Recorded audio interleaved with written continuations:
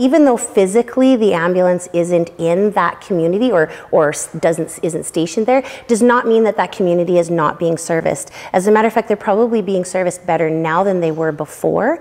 And I don't think people realize that even though the ambulance was actually physically located in their town, that it doesn't mean that that ambulance was there specifically. They were often out on other calls or stable patient transfers or emergency transfers. So I think it's a great thing because we're building better stations with better education. So when a paramedic comes to you, they're better trained, they're fresh, they're not working 96 hours straight.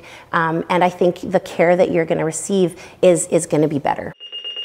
Unit 2, pre-alert first email with chest pain, priority 2. Dispatch Station 9 copies your request. You're going to find an adult female complaining of chest pain. So more full-time employment means that there are not only more opportunities rurally and in the province, but we're going to have better training, better resources coming to those in need rurally, and less paramedic fatigue, because now paramedics are going to work a 12-hour shift or a 10-hour shift as opposed to a 24-hour day with some standby. So it's an exciting time. I'm really happy to see that the province is taking that seriously and that the review is actually, we're following through with it.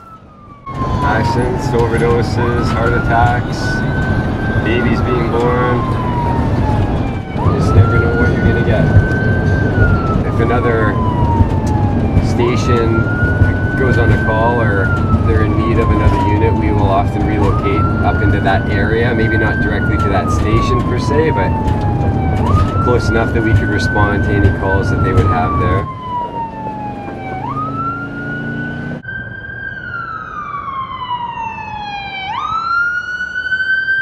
I think the biggest misconception for rural EMS is that for a long time we were very much a scoop and run. So you had people that knew basic first aid, who knew how to use some equipment to get you in and out of things, and they whisked you to the hospital. We know things now. We're being trained better. We have better equipment. And I think people have to understand that we stay and we stabilize and then we go. What's your name? My name is Leah. Leah?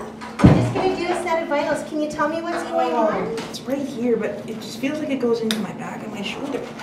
The evolution of the medications we carry, the skills that we possess, the equipment that we have has come like 100 years. A lot of what you see in an emergency room, we can now do right in your living room or in the back of our unit. So it's very exciting. I need you to take some nice deep breaths for me. Now, paramedics are being trained to recognize these medical emergencies with regards to cardiac and identifying that this patient would be better off than stopping here, clogging up our system here for a doctor to do the same thing. Start that medication, start that care, and whisk them over to Winnipeg as quickly as possible.